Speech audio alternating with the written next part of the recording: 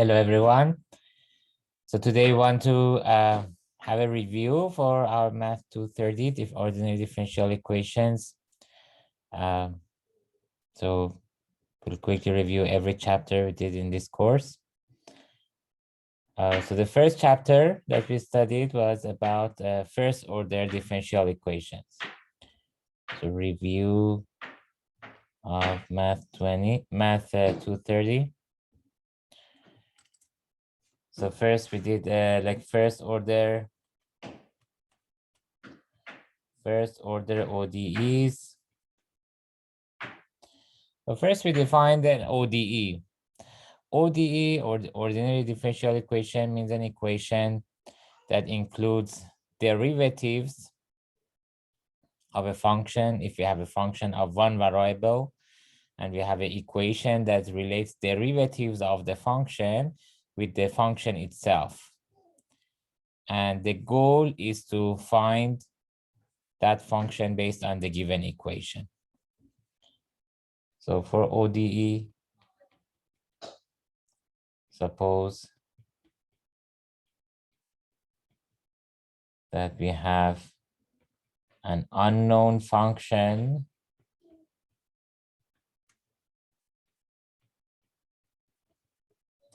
let's say y equals y of x, so it has to be a function of one variable. And we have an equation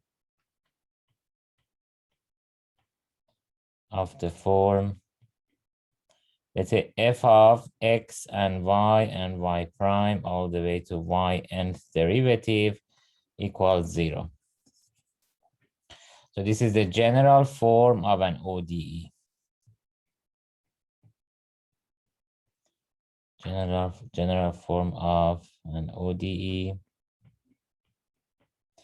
So we have an ODE of this form, this general form, and the goal is to find the unknown function y. So here y prime means the first derivative of y double prime is second derivative of y, all the way to y nth means nth derivative of y. So, and the goal here is to find the unknown function y. Unknown function y.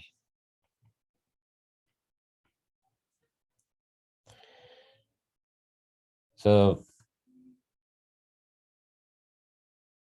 this is the goal, and this is the general form of ODE. Now, first order ODE means the highest derivative that is appeared is the first derivative. In general, when we have y nth, so this equation is called nth order because the highest derivative that is appeared is nth derivative. So I can say this is the general form of an nth order ODE.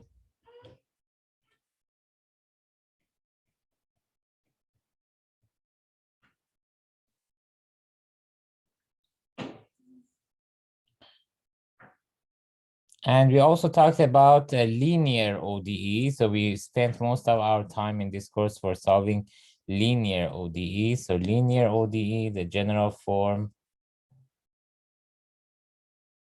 of nth order linear ODE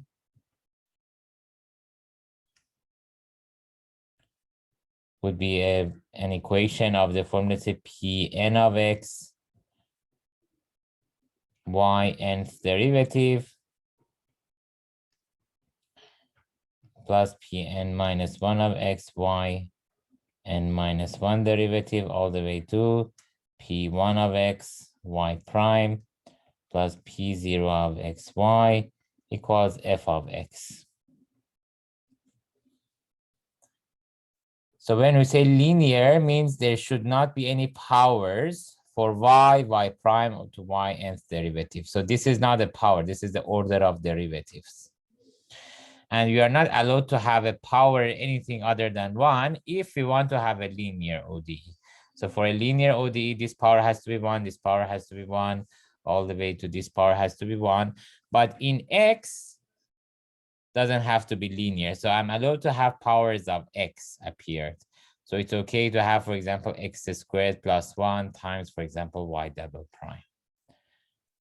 So when we say linear, means linear in y and all derivatives of y, but not necessarily linear in x. So here, Pn of x to P1 of x, P0 of x, and also f of x are arbitrary functions of x.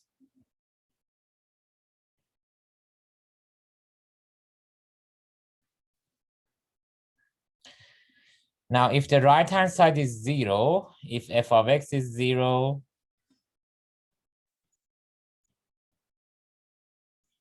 then we call this equation, which is a linear nth order ODE. If f of x is 0, we will call it homogeneous, a homogeneous linear ODE. Then the ODE is called homogeneous.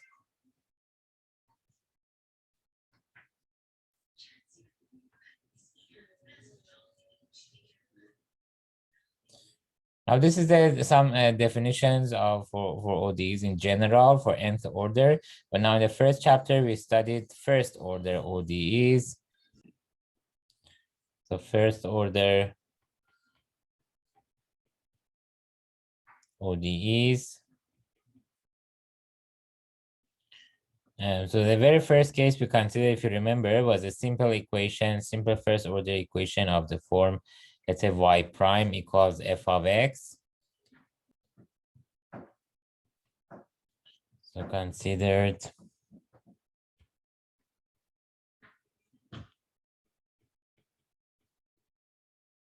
y prime equals f of x with, let's say, y of x0 equals y0. So we saw that if you have an nth order ODE, then the general solution will include n arbitrary constants. Now, if you want to have a unique solution, you need n initial conditions. That will determine those constants involved in the general solution. So for the first order ODE, if you want to have a unique solution, you need to have one initial condition. So let's call it, let's say y of x0 equals y0. Then what will be the solution look like? So then the solution according to FTC part 1, according to FTC part 1, if I consider y as integral, let's say x0 to x, let's say f of t dt plus y0.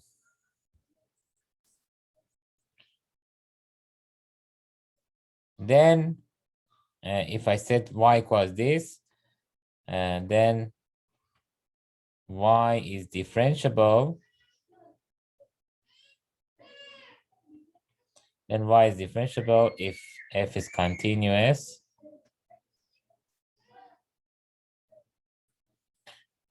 And dy to dx will be d to dx of integral x0 to x f of t dt. See, if y0 is a constant, so derivative of y0 respect to x is 0. Derivative of this function, this is called area function. In math 114, you call this function area function. And you saw that this function is differentiable as long as this function is continuous. And in that case, derivative of this function will be simply f of x. And that's exactly what I was looking for. I was looking for a function y whose derivative is f of x. Well, I just need to consider this function. Derivative of this function is f of x as long as f is continuous. And Also, it satisfies the initial condition. Why does it satisfy the initial condition? Because if I replace x with x0, then integral x0 to x0 of any function is 0. Then plus y0 will be 0 plus y0, which is y0. So for example, let's say if you want to solve for y prime equals e to power x squared with y of 0 equals 1, then you can set y as integral 0 to x e to power t squared dt plus 1. And this will be our final answer because we cannot write y in a closed form since e to power t squared has no antiderivative. We learned in math 114 that e to power t squared has no antiderivative. And therefore, we have to leave our answer in this form. We cannot write it in the closed form. In this case, in the case that our function is e to power x squared, because this function has no antiderivative. So we need to leave the answer.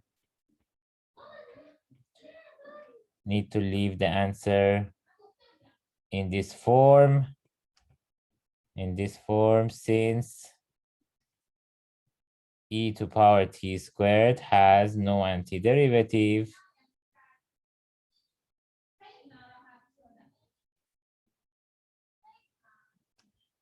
And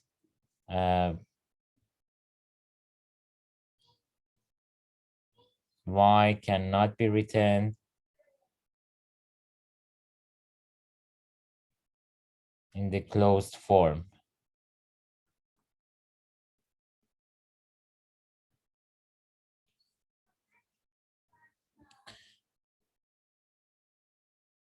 So then we have to leave y in this form here. Now the next type of differential equation, first order differential equation that we looked at was separable equation. So separable equations, let's say if we have dy to dx equals, let's say some function, let's say f of x times g of y. If you have a differential equation of this form, then we can separate y's into one side and separate x's into the other side, and then integrate both sides, solve for y. So then we can say that dy over g of y equals f of x dx. And if I integrate both sides, integral dy over g of y will be same as integral f of x dx. And then solve for y.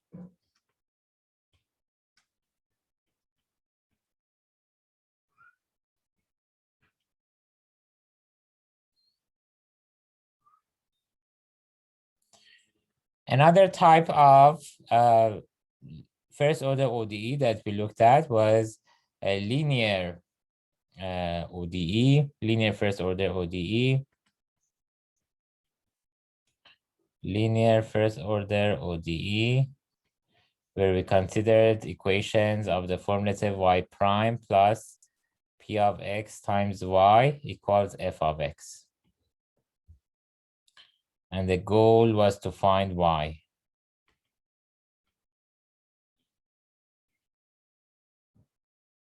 Again, similar to the previous cases. We have an ODE that relates derivatives of y with y itself, and the goal is to find y.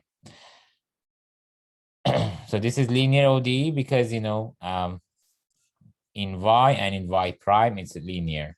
If it's not linear in x, that's okay. Still the equation will be considered linear. Now, the way that we solved it, if you remember, we used integrating factor. We used integrating factors.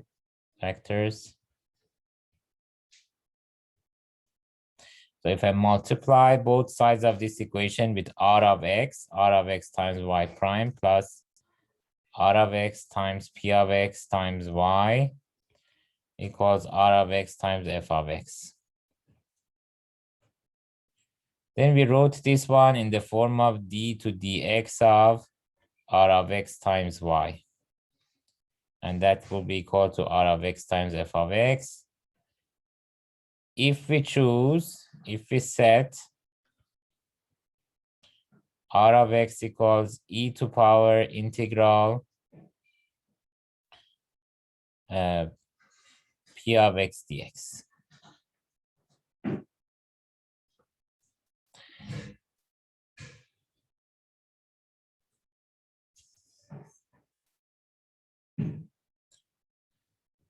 We wrote the left-hand side in this form, multiplied both sides with r of x. And also right-hand side, we multiply with r of x. So basically, we multiply both sides with r of x. But then the left-hand side can be written as d to dx of r of x times y. I rewrote the right-hand side, just wrote the left-hand side as d to dx of r of x times y. So this expression can be written as d to dx of r of x times y as long as r of x is chosen as e to power integral p of x dx.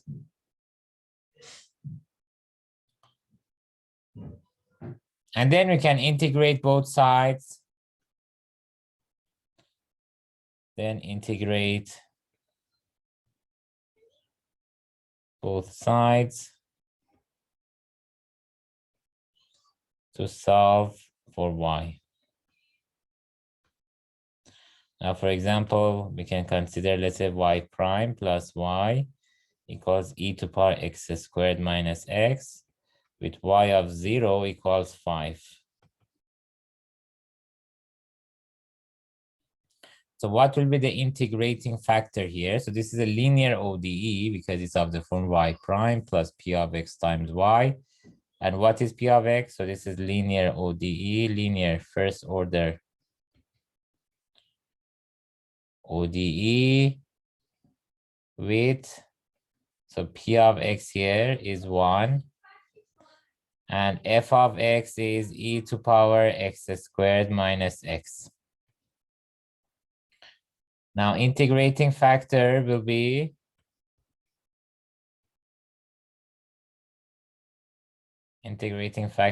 r of x equals e to power integral p of x dx. So that's e to power integral 1 dx, which is e to power x. So r of x is e to power x. So if I multiply both sides with r of x, and then the left-hand side can be written as d to dx of r of x times y equals r of x times f of x. Now, what will be what was r of x? R of x was e to the x. So we will have d to dx of r of x times y equals r of x, which was e to the x, times f of x, which is e to power x squared minus x. Now the answer will be e to power x squared. And again, r of x was e to the x. So we can say e to the x times y is equal to integral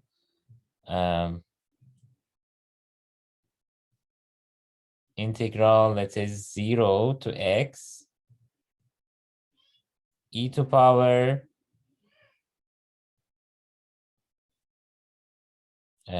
t squared dt.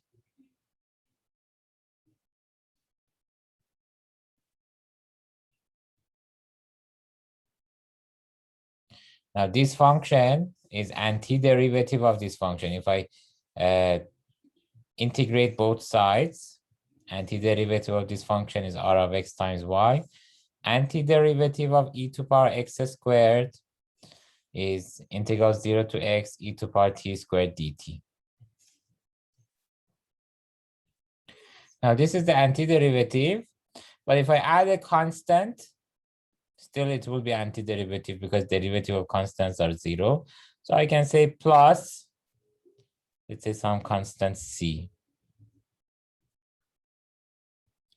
Maybe this constant will turn out to be 0, but I can include it in general to see whether, then I'll try to calculate, see if it's 0, then it will vanish. So this part is the antiderivative of this. Derivative of this function is e to power x squared, according to FTC part 1.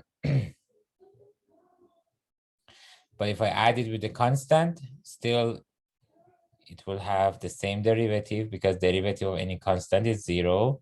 So then y will be equal to e to power minus x integral 0 to x e to power t squared dt plus c times e to power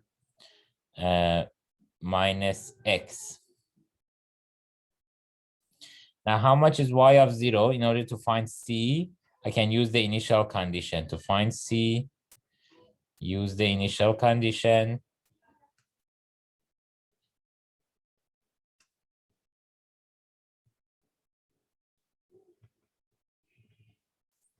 Y of 0 equals 5. So what will be y of 0? Y of 0 will be e to power minus 0, integral 0 to 0, e to power t squared dt, plus c times e to power minus 0. Now, integral 0 to 0 is always 0, so this will be c, which is supposed to be 5, so c is 5 here. C is 5, so I can say that y is equal to e to power minus x integral 0 to x e to power t squared dt plus 5 times e to power minus x.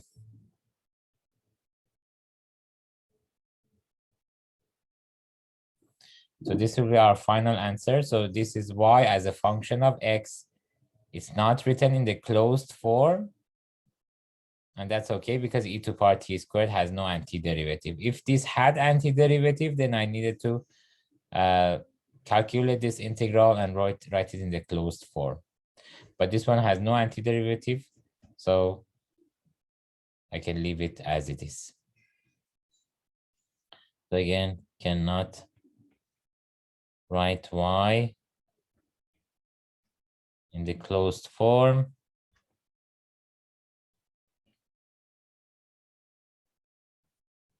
Since e to power t squared has no antiderivative.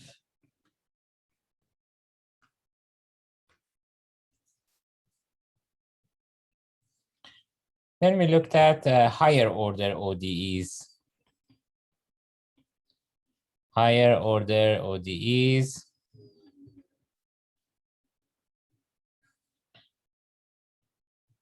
So for second order ODEs, second order, let me say linear ODEs. So let's say an equation of the form, let's say y double prime plus p of x times y prime plus q of x times y equals f of x. Now the general solution will be of the form, let's say y equals c1y1 plus c2y2, where c1 and c2 are arbitrary constants. Arbitrary constants, and y1 and y2 are two linearly independent solutions of the ODE above.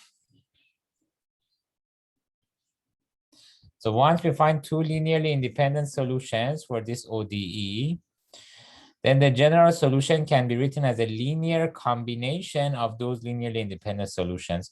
What is the meaning of linear combination? Linear combination means an arbitrary constant like C1 times the first solution plus another arbitrary constant like C2 times the second solution.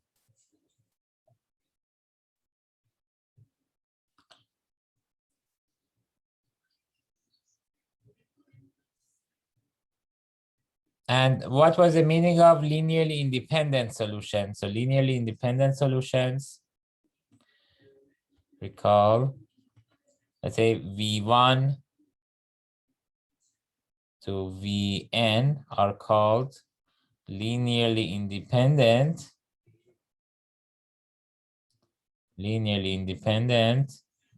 if whenever we have C1 V1 plus C2 V2 all the way to Cn Vn equals 0, if whenever we have this, then C1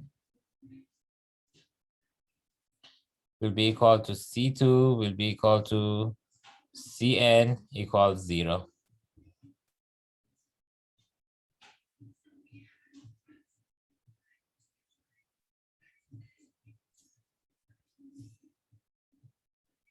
Whenever a linear combination of the form C1 V1 plus C2 V2 all the way to Cn Vn is 0, then we need to be able to conclude that all Ci's are 0. If this is the case, then we will call V1 to Vn linearly independent.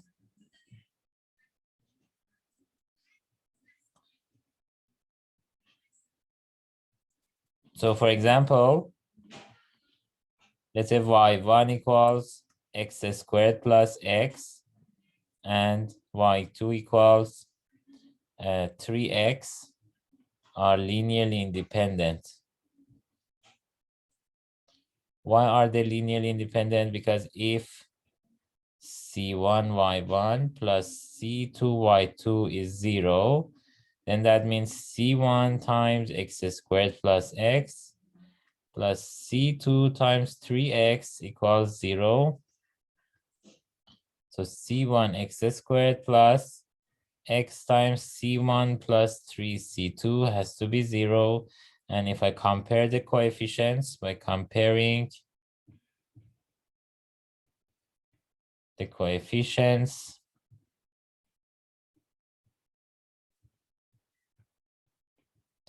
we can say that C1 has to be 0 and C1 plus 3C2 has to be 0. And then this gives C2 equals 0. Because C1 is 0, so C2 has to be 0. So we concluded that C1 and C2 are both 0. And therefore, we can say Y1 and Y2 are linearly independent.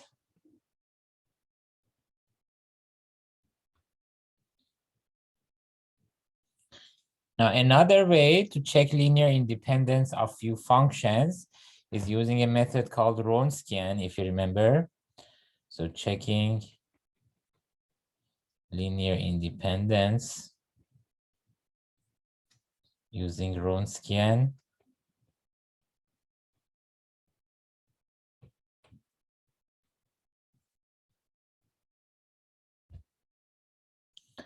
So let's say f1 to fn be like n functions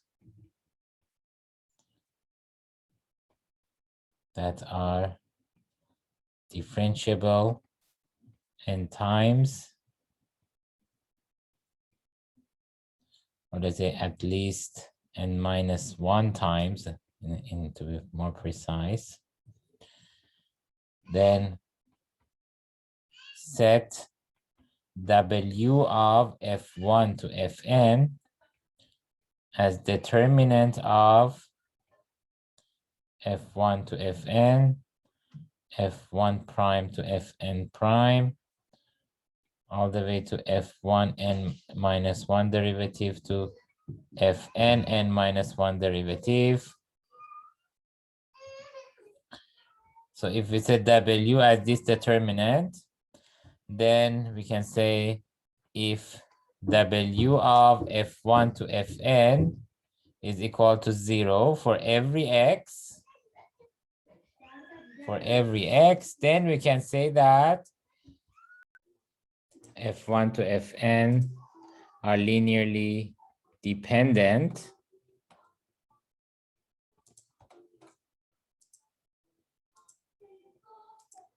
and similarly if w of f1 to fn is not equal to 0 for at least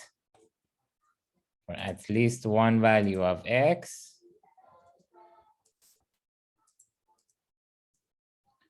then we can say that f1 to fn are linearly independent.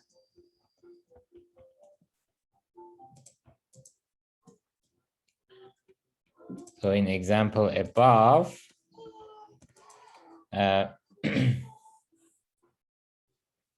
what did we have? Our functions were x squared plus x and 3x.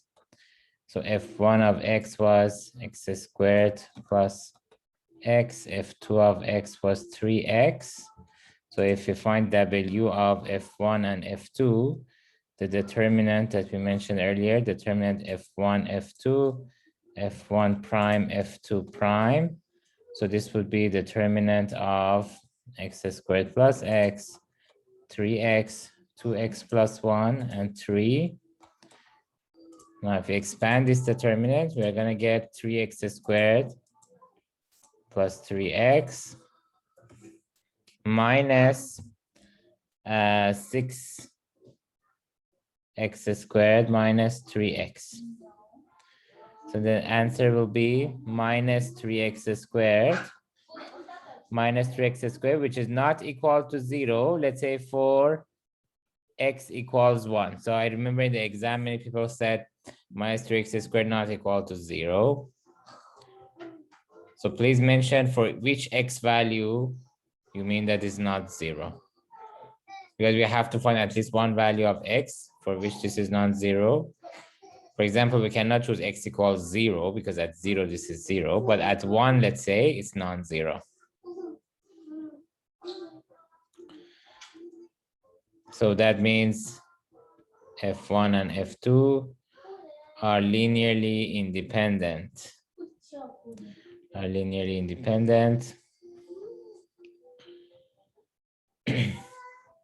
So we mentioned that, if we have a linear second order ODE, we can write the general solution in the form of a linear combination of two linearly independent solutions of the ODE. Now the question is how to find two linearly independent solutions.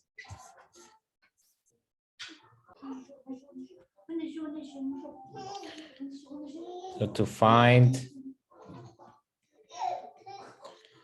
two linearly independent solutions for, let's say, ay double prime plus by prime plus cy equals 0, form the characteristic equation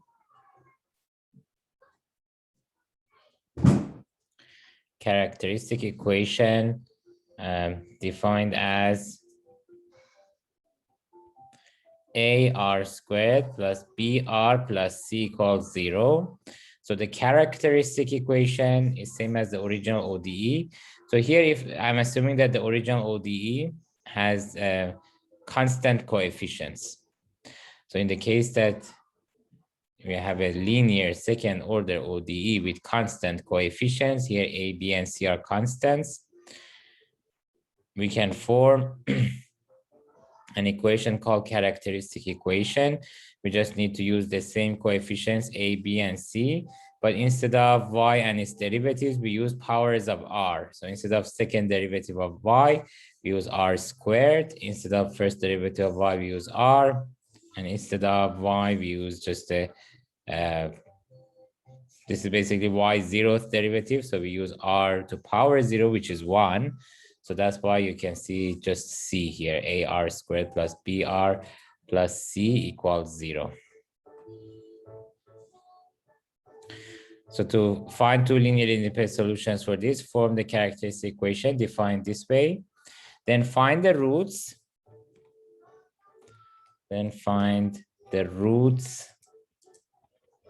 Of this equation. Now there could be different possibilities. As you know, it's a quadratic equation. We could have two real roots or one root or two complex roots. So case 1, if we have two roots, let's say R1 and R2, then our linearly independent solutions will be y1 equals e to power R1x and y2 equals e to power R2x will be our linearly independent solutions. Our linear independent solutions. Now, case 2, if we have a repeated root, if let's say R1 equals R2 equals R, then our two linearly independent solutions would be Y1 equals e to power Rx and Y2 equals X e to power Rx.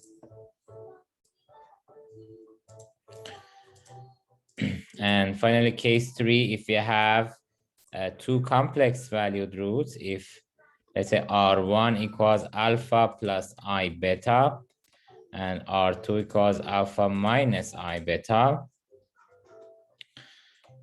then we can construct Y1 or form Y1 as e to power alpha X sine beta X and Y2 as e to power alpha X cos beta X. Here, alpha and beta are real numbers.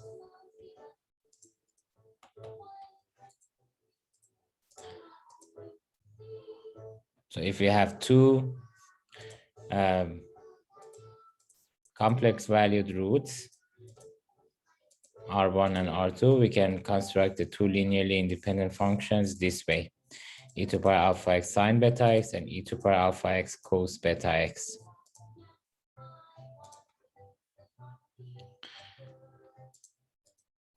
So for example, let's say find the general solution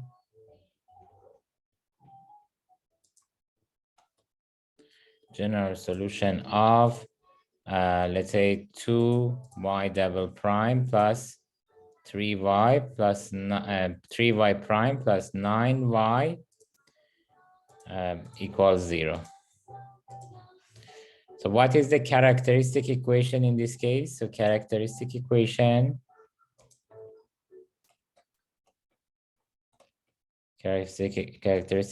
would be 2r squared plus 3r plus 9 equals 0. And if I want to find the roots, r equals minus 3 plus minus root 9 minus 8 times 9, which is 72, divided by 4. So minus 3 plus minus root minus 63 divided by 4. And I can write this one as minus 3 plus minus root 63 times I, where I is root minus 1.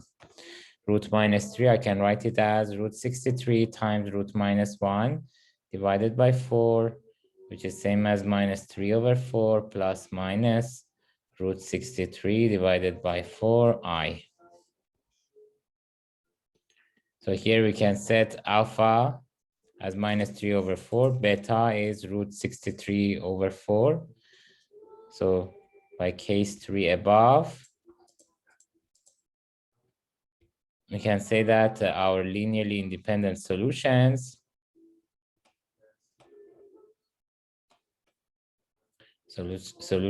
are y1 equals e to power minus 3 over 4 x cos root 63 over 4x, and y2 e to power minus 3 over 4x sine root 63 over 4x.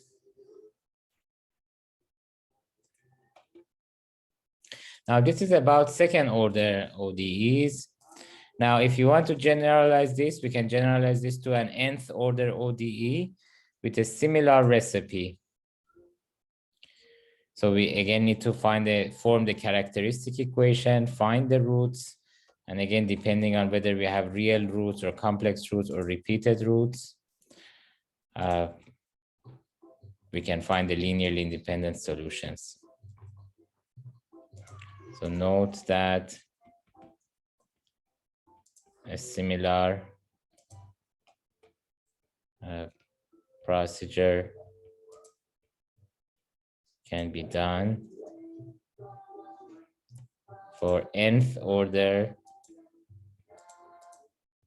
ODEs with constant coefficients.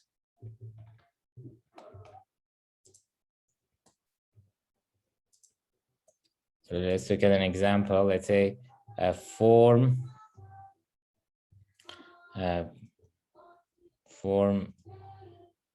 an ODE for which,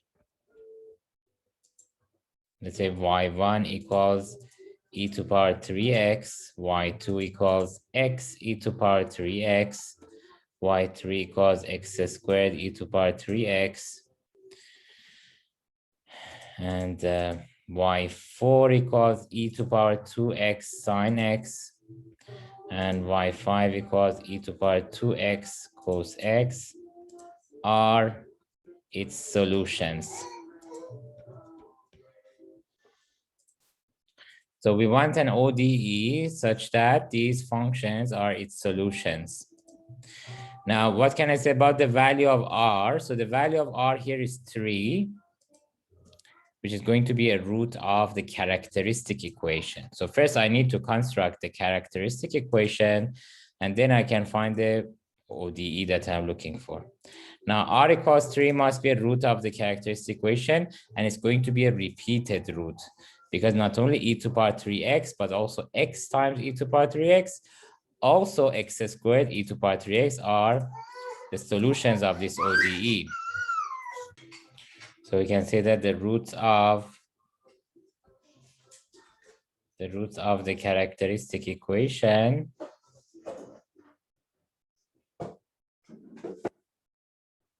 are R1 equals R2 equals R3 equals 3. So 3 occurs as a root 3 times, because e to power 3x, x e to power 3x, and x squared e to power 3x are the solutions of the ODE. And R4 and R5, the two other roots are 2 plus I and 2 minus I, because e to power 2x sine x and e to power 2x cos x are the solutions. So R4 equals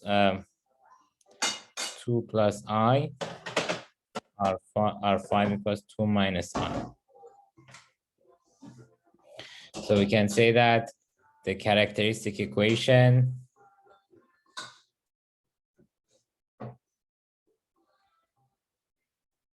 can be written as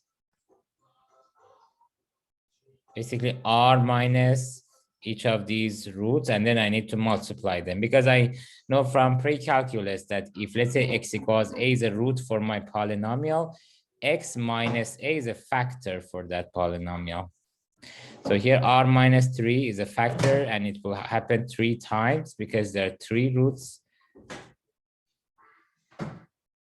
There are 3 roots which are all number 3, and 2 roots are 2 plus I and 2 minus I. So R minus this and R minus this is also a factor.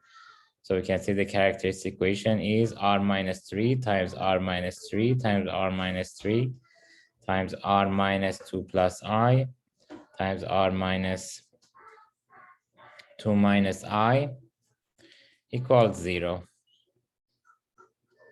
We're going to have R minus 3 cubed times R minus 2. Now this one is R minus 2 minus I times R minus 2 plus I, which can be written as R minus 2 the whole squared minus I squared. I squared is minus 1. So then I'll have R minus 2 the whole squared plus 1.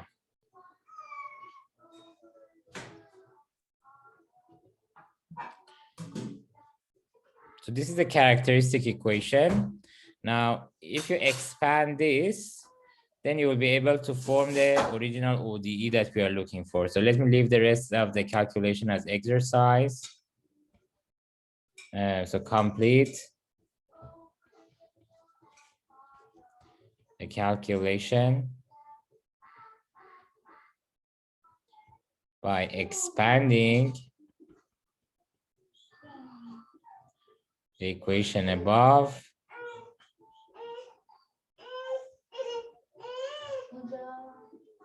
and then form the ODE.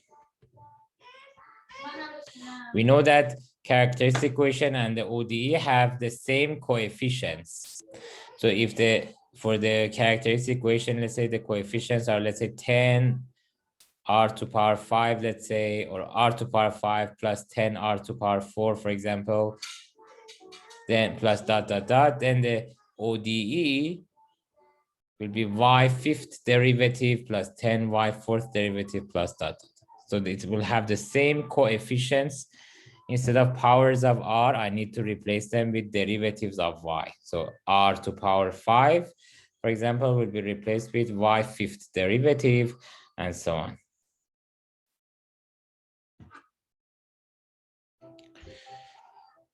In that chapter, we also looked at non-homogeneous case, if you remember. Non-homogeneous case. Let's say if you have a y double prime plus b y prime plus cy equals f of x, where f of x is non-zero, then we can write the general solution is in the form y equals yc plus yp. YC is the complementary solution, means the solution of the homogeneous equation where f of x is replaced with 0, and yp is a particular solution for this ODE. So this is complementary solution, this is particular solution. And to find yp, we already explained how to find yc, the solution for homogeneous equation where right-hand side is replaced by 0. So we already explained about that. Now, finding the a particular solution for yp. So to find a solution, a particular solution,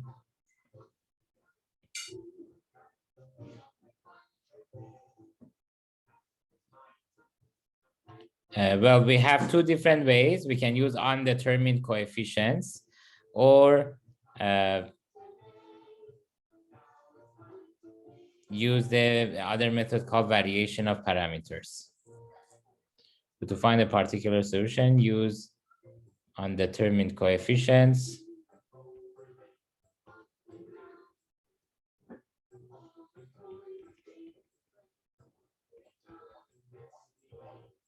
or variation of parameters.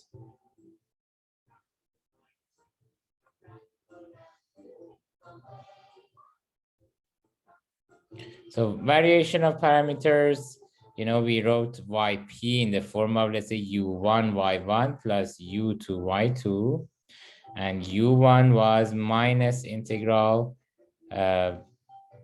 y2 times f of x divided by Wronskian of y1 and y2. Remember, I'm assuming that y1 and y2 are linearly independent, and therefore the Wronskian is non-zero. So because I know that the Wronskian is non-zero, that means I'm allowed to divide this function by Wronskian. And similarly, the other function u2 will be integral y1 times f of x divided by Wronskian y1 and y2.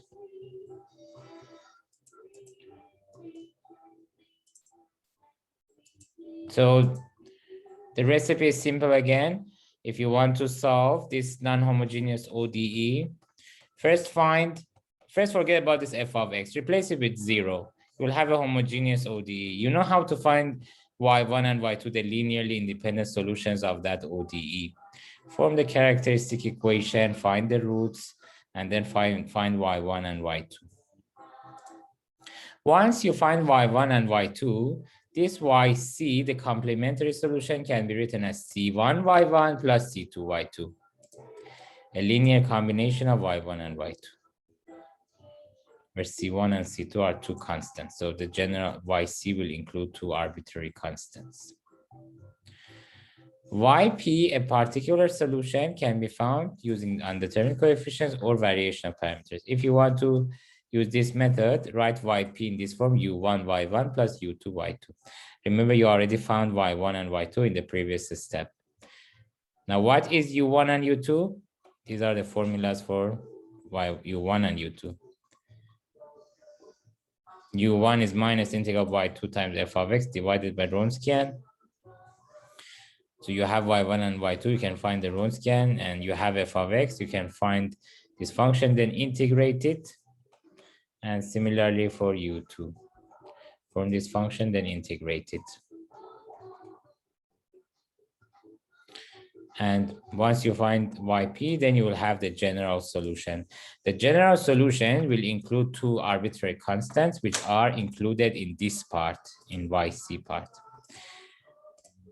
Now, if you want to find those constants, and if you want to find the unique solution, then we need the initial values. Once we have the initial values, because the second order ODE, we need two initial values. If we have two initial values, we can use them to find the two arbitrary constants that are included in this part YC, and then we will have our unique solution.